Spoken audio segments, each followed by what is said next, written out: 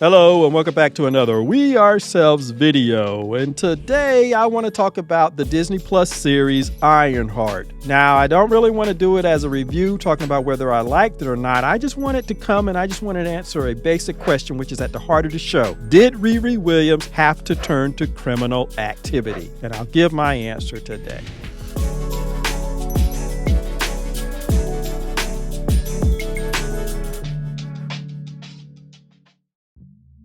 Originally, I was going to do my review of the show after the first 3 episodes and then after the last 3 episodes, but I'm glad I waited because there were things I was going to talk about that they addressed in the last 3 episodes. And so instead of me doing a review, like I said, I just really want to get to the heart of a question that's going back and forth with everybody who's critiquing the show.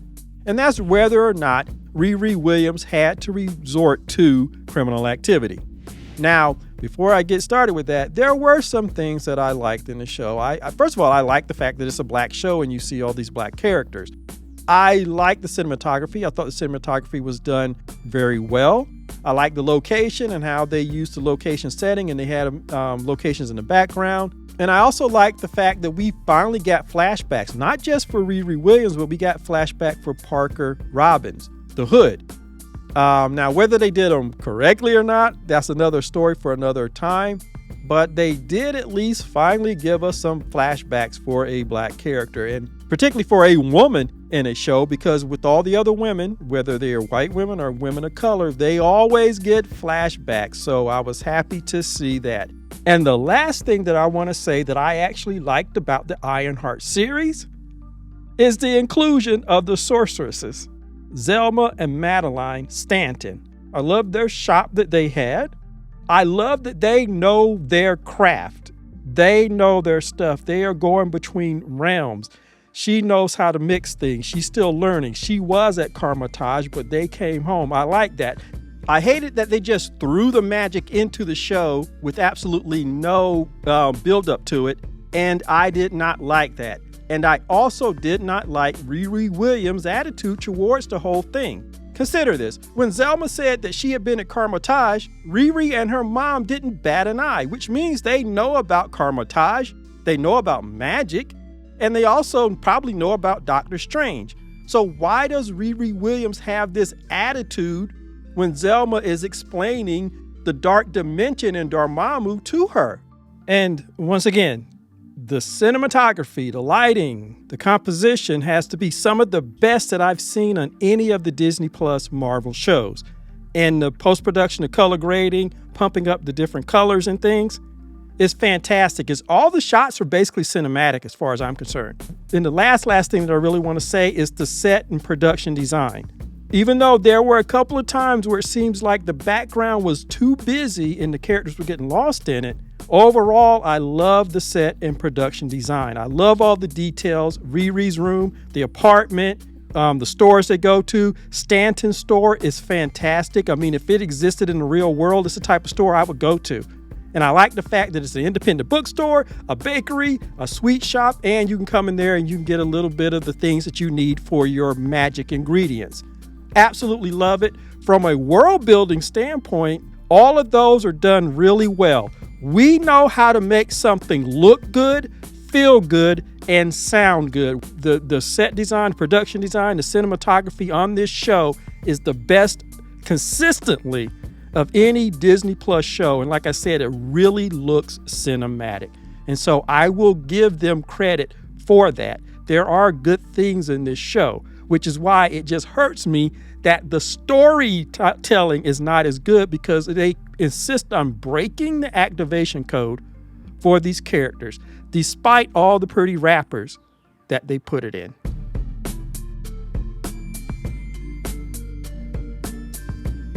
I want to hone in on one central question that everybody's talking about, and that's whether or not Riri Williams had to resort to criminal activity. Was her back to the wall? And my answer is hell no. And I know it might upset some people. I know some people are saying it's her characterization and she has to learn and things like that. But we're going to talk about that in a very logical story screenwriting way. Did Riri Williams have to resort to criminal activity?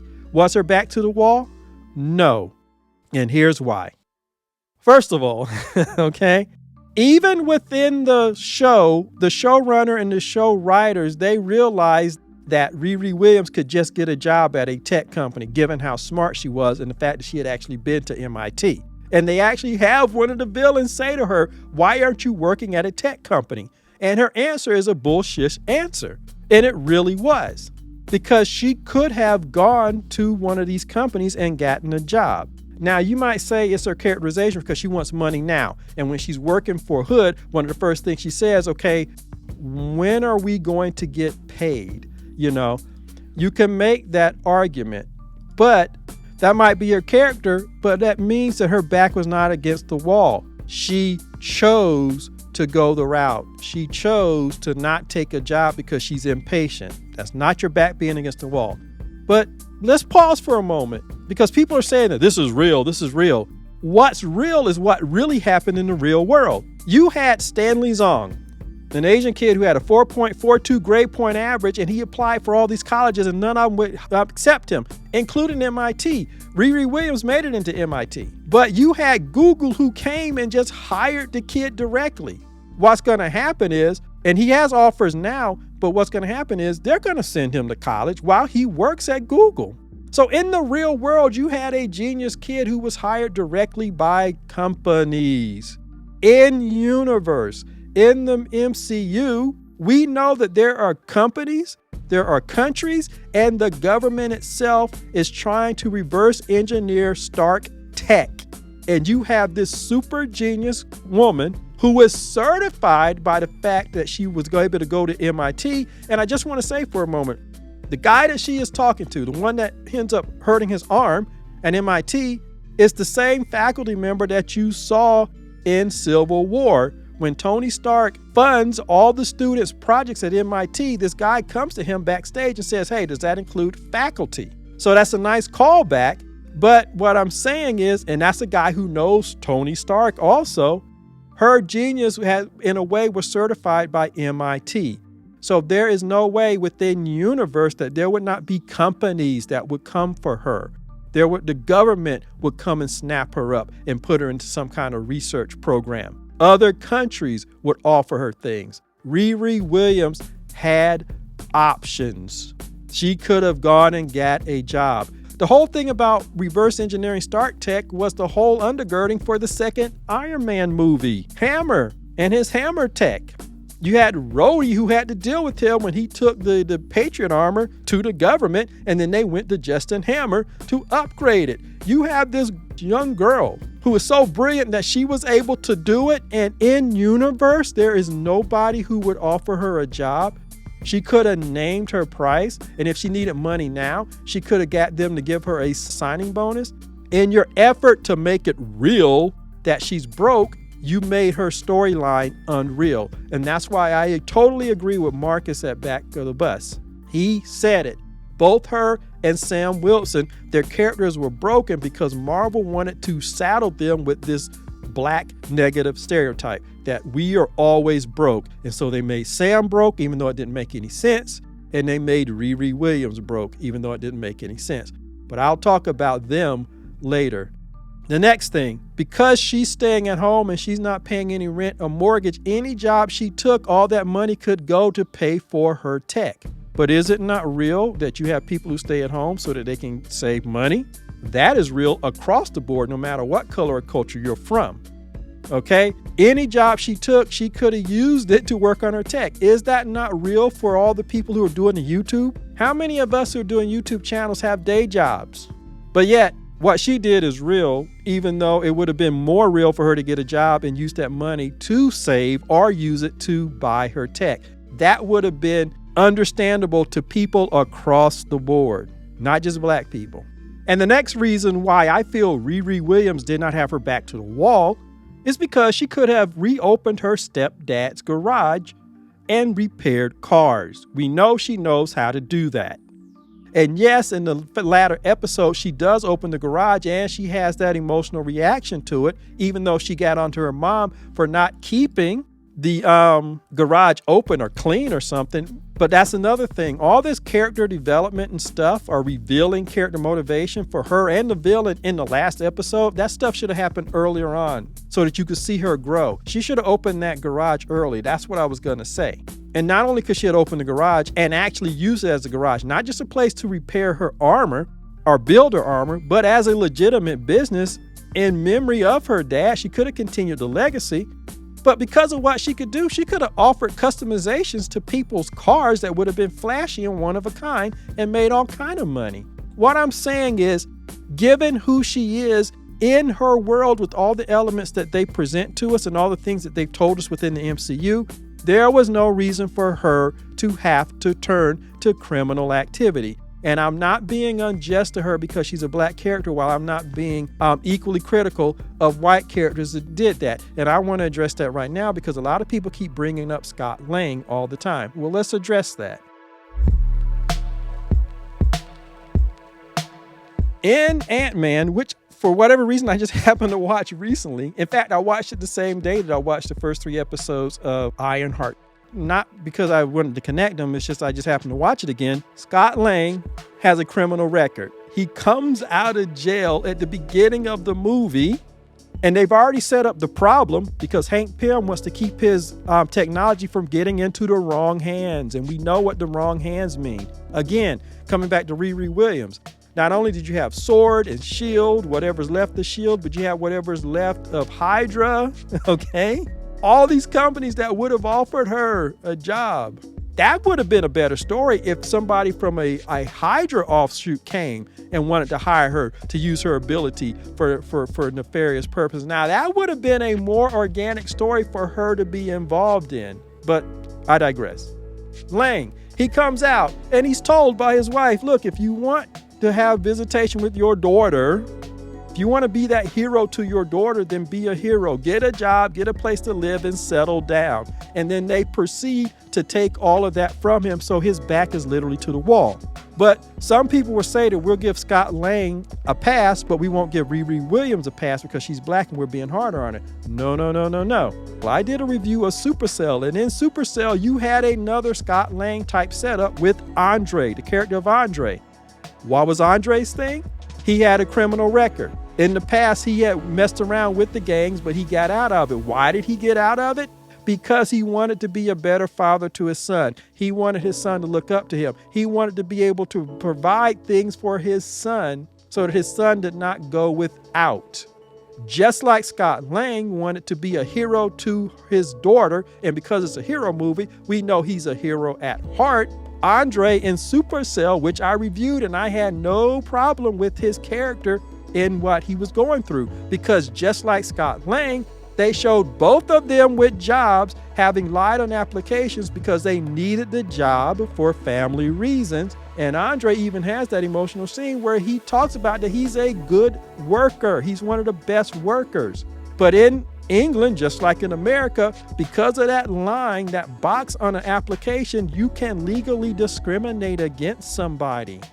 Those two characters, as written, one by a black creator, one by a white writer, both of them had criminal records, but they still got jobs, and they were trying to do that to better themselves and to be a better person for their kid. Two very universal and understandable goals for your main character. And both of them lost their jobs. Obadiah Stane's kid has a job. Even though he inherited millions of dollars and he's buying underground tech, even he has a day job. Riri Williams does not have a criminal record. It literally isn't her character.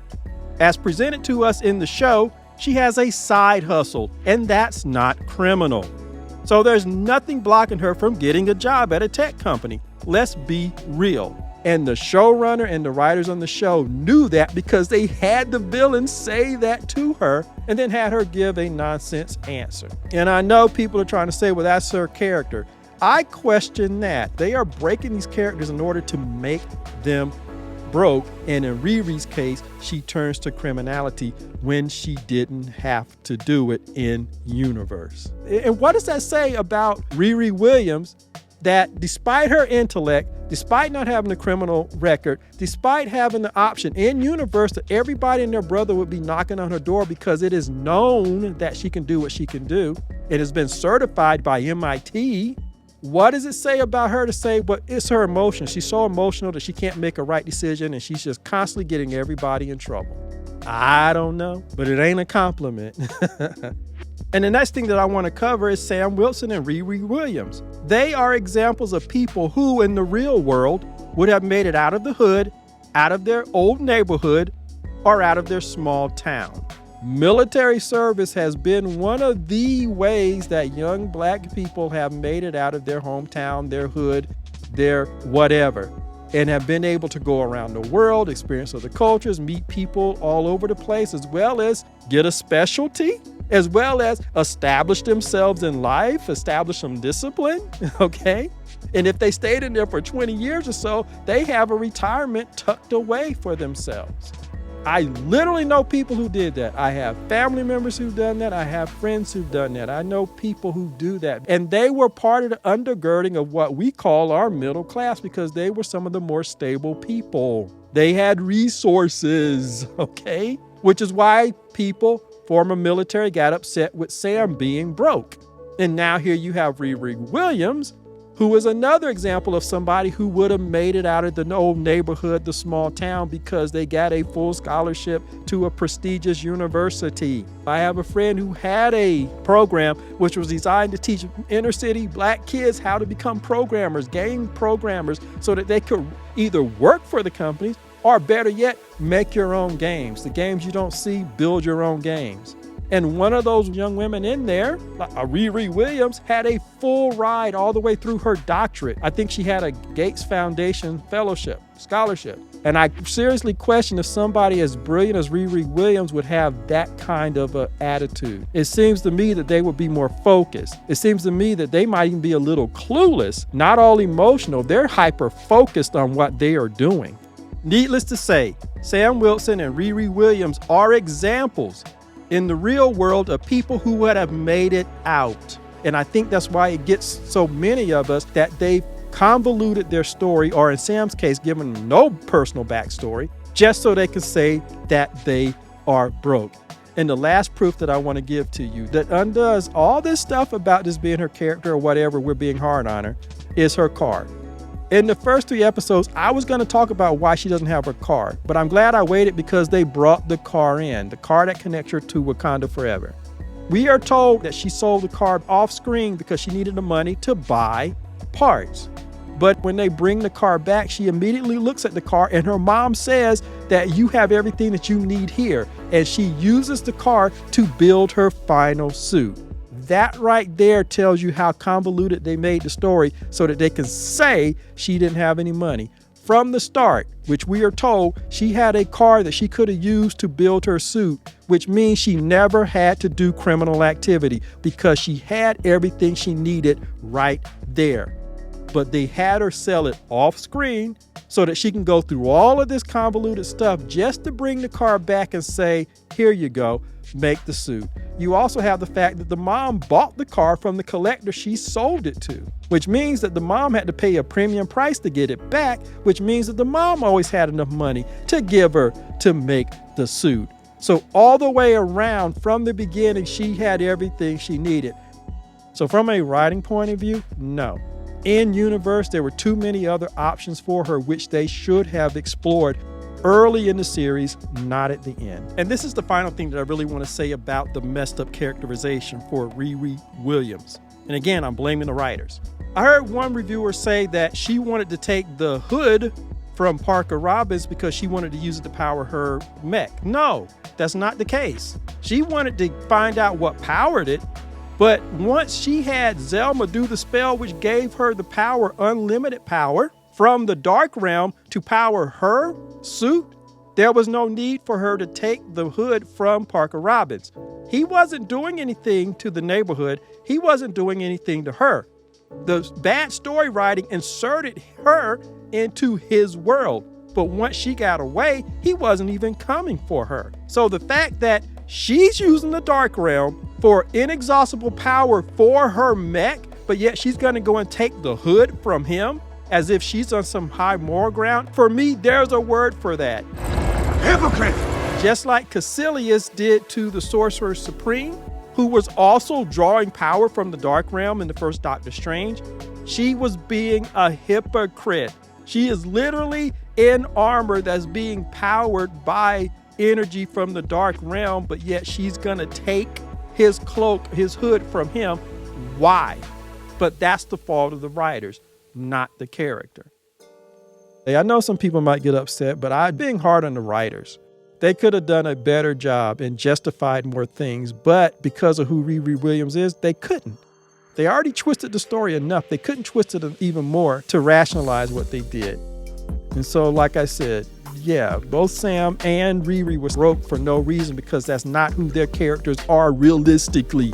You made them unrealistic by forcing that negative black trope on them. The saddest part of all of this is Ironheart. Riri Williams' tragedy contradicts the real-life examples of the guys from the Pact. The novel is about Samson Davis, George Jenkins, and Remick Hunt, who grew up on the streets of Newark but made a pact with each other to escape that potential future. They are all doctors to this day and travel the country talking to young people growing up in the same environments and situations in which they did. Even more interesting is Riri's downfall also contradicts the real-life journey of the show's executive producer, Ryan Coogler. He, just like the guys in The Pact, went to college and made professional connections that last to this day and helped him reach the billion-dollar director status.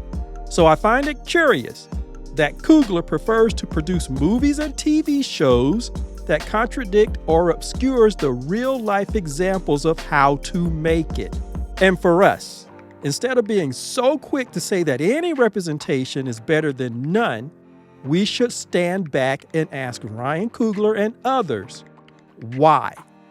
Why do we get the stick or the tragedies instead of the carrot or the inspiration? Why do we get the broken and broke characters in our films and our TV series?